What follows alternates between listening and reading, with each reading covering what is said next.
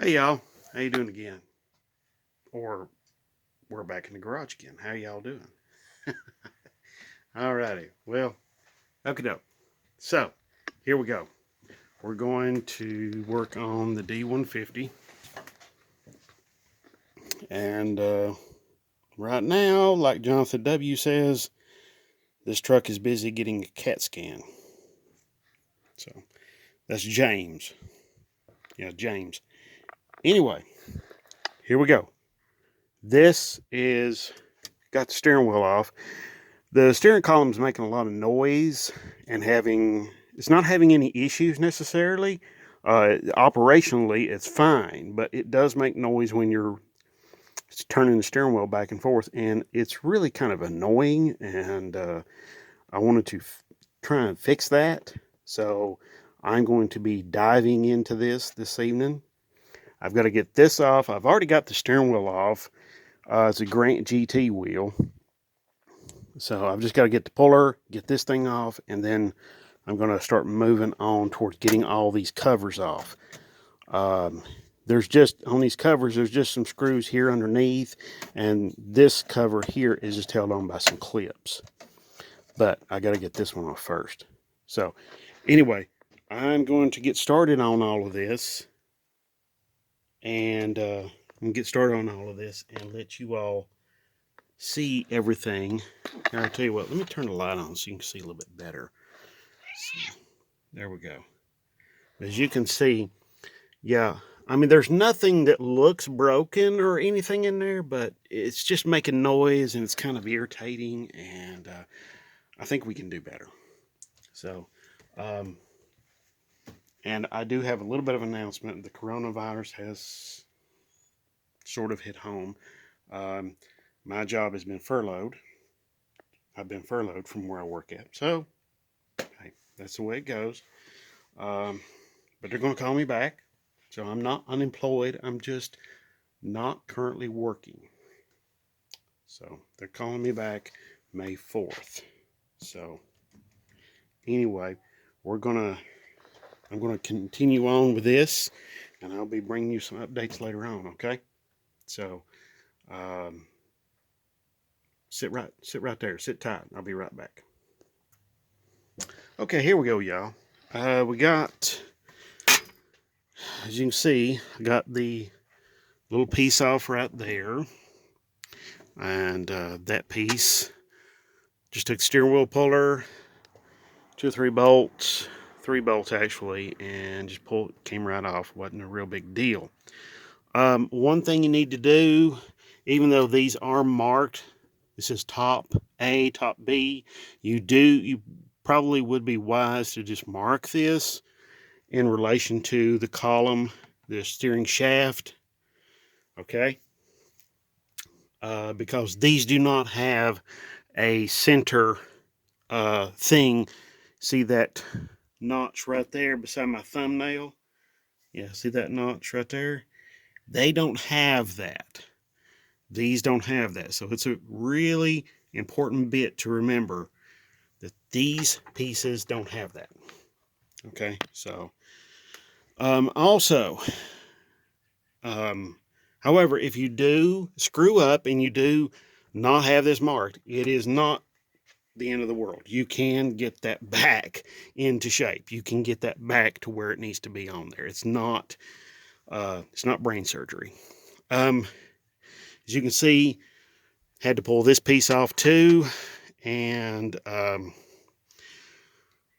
but what I'm going to do is I'm going to get a little bit of grease and pack it into this bearing right here, and hopefully we'll quiet that thing down a little bit. It's just making some clicking noises and stuff like that.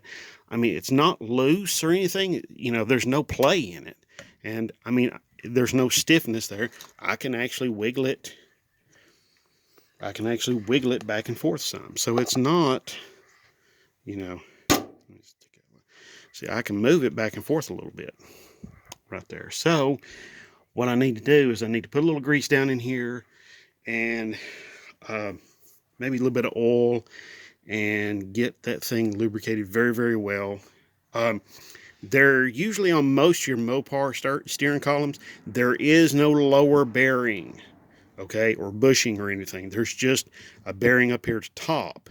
That allows for the column to be mounted correctly and allows that column to tilt or move around independent of the shaft here, okay, so that you're not putting the shaft in a bind, okay. So and basically the lower portion of this shaft relies on the steering gearbox and that pot coupler under the down there near the steering gearbox to keep it all in line, okay. Now you might be saying, what is a steering pot coupler? I'll show you. Let's see. Okay,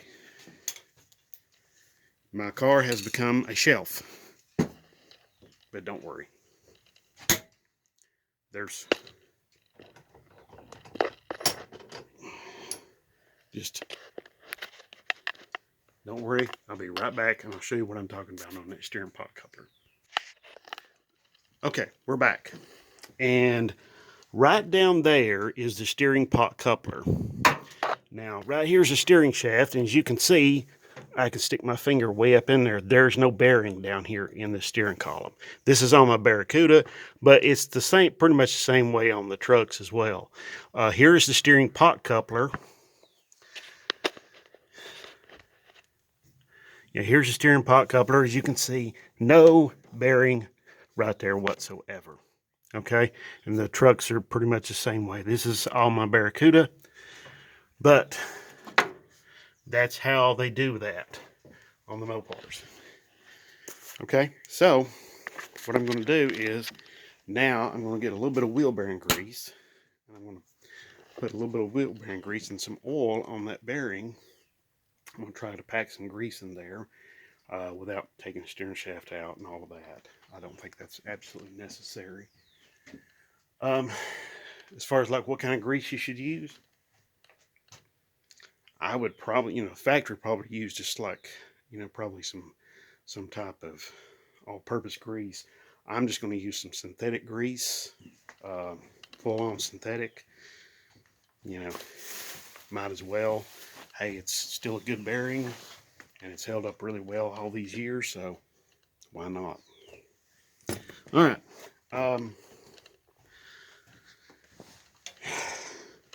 Now, for those of you who don't know, packing wheel bearings, packing bearings, period. Okay, it's actually really brutally simple. It is so simple, it's so easy, it's not hard. It's messy, but it's not hard. Okay, let me show you what I'm talking about. Let's see. Bearings. I need some bearings. Bearings. I need an old bearing. Where's me an old bearing? Ah, I see some old bearings right down here. Put you back in the stand. Okay. Put this back up.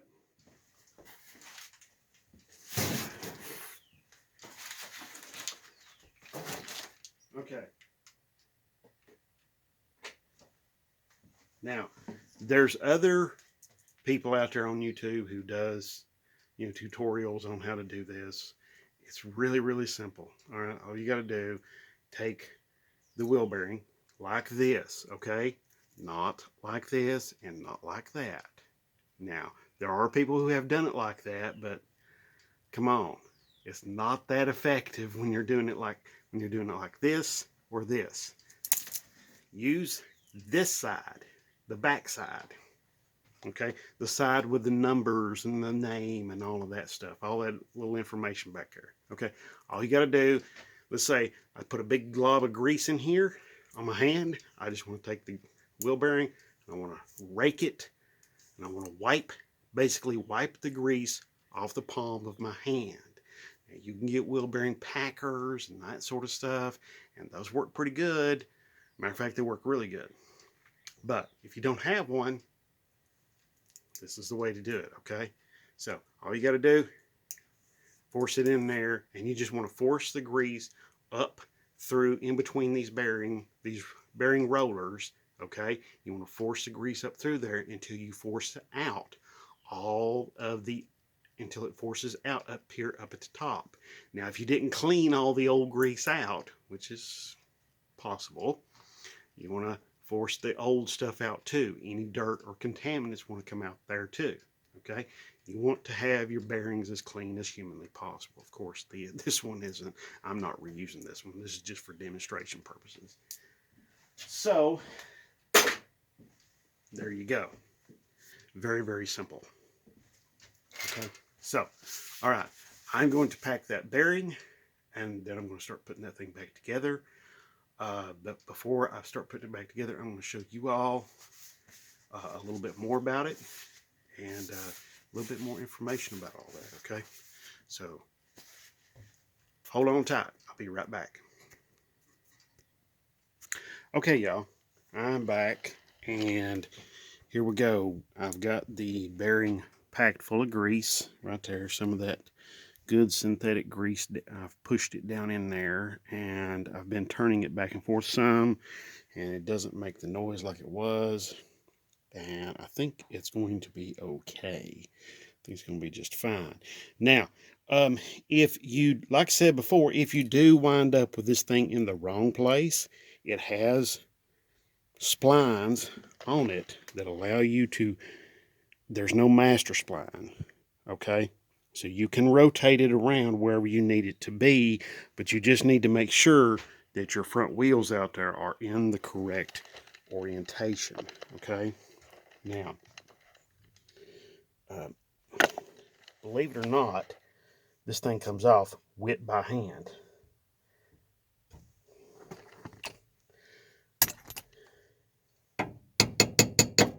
There we go. There we go. Yep. There we go. Got it off. But I wanted to show you one little important thing about this thing. Here on the back side is the, see that copper brass strip, copper circular copper strip there. That makes contact with a little piece here, this piece right here, okay? So it makes contact with that little button right there, that little copper looking button. And what it does is it, put that light right over there. What it does is it makes contact with that button, that strip right there does. And it makes contact with that, and it allows the horn to work, okay? All right, so that's how it does that. And then you don't have a wire that's getting tangled up around the steering column, okay? So, and not only that, it also probably tells the computer, or the ignition switch anyway, where the steering wheel is at, and it may even, you know, especially on some later model vehicles, it tells the computer where the steering wheel is at, and it might affect some of the engine performance and traction control and all sorts of things like that. But on this one, there was no way in the world it does. This one's way too old for that, 92. So, anyway, oh, while I'm thinking about it,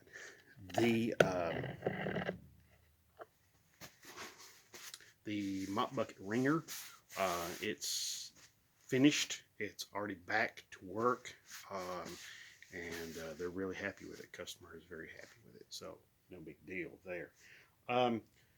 I do want to say, though, if you have somebody in your family or something like that that is working in the healthcare industry, I know my wife does.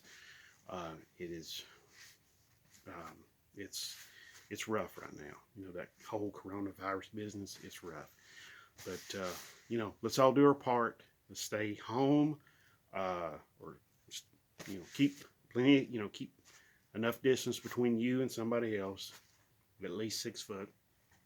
And but you know, try to maintain relations with all your family, friends, and everybody like that, co-workers, what have you. And but you know what? Let's use our head in all this, because I think that's what's going to really set us apart. You know, I grew up in the 70s and 80s, and I heard a lot of older folks talk about the younger generation, how awful they were, and how worthless they were, and lazy, and yada, yada, yada, yada, yada. But you know what? I think this is our time to shine, okay? I mean, first of all, let's not catch the virus, okay? And, let's limit our contact outside of the home, and let's make sure that we wash our hands, keep that 6 foot distance, use gloves, maybe even use the mask, the whole bit. Okay, I know it's silly to some people, but it is necessary. So let's all do our part there, and let's all get through this. Let's all get through this, get out on the other side, and let's all be happy, uh, be thankful. Okay, be appreciative that you know. All right. So, and furthermore, I think, like I said before, I think we can, we can, we can beat this thing. They're going to come up with they're going to come up with a antidote for it, or a vaccination. And when they do, we'll go get the shot or whatever and be done with it.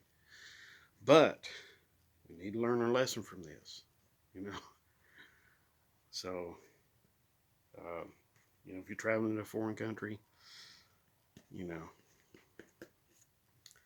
you need to be careful. Okay, maybe wash those hands a little bit more often. Take along the Purell and all of that stuff. Okay, the wipes, the whole works. Okay, be a lot more of a germaphobe than maybe you were before. You know. So anyway, all right. Yeah, let's be smart about this, and let's get out on the other side, and let's keep moving forward through all of this. I'm gonna, since I'm now on furlough from my job, I'm gonna keep on making videos and bring you all content. I've got tons of things here to do, and I'm gonna bring you all as much content as I possibly can. Okay, I do appreciate the comments. I do appreciate anything that you all put down there. And if you have any questions, comments, ideas, anything like that, I'm in the middle of a video. Wait right there, please. So if you have any questions, comments, ideas, anything like that, please just put them down there below. I do look forward to all that, and I will get back to you all as soon as humanly possible. And thank you so much, and God bless.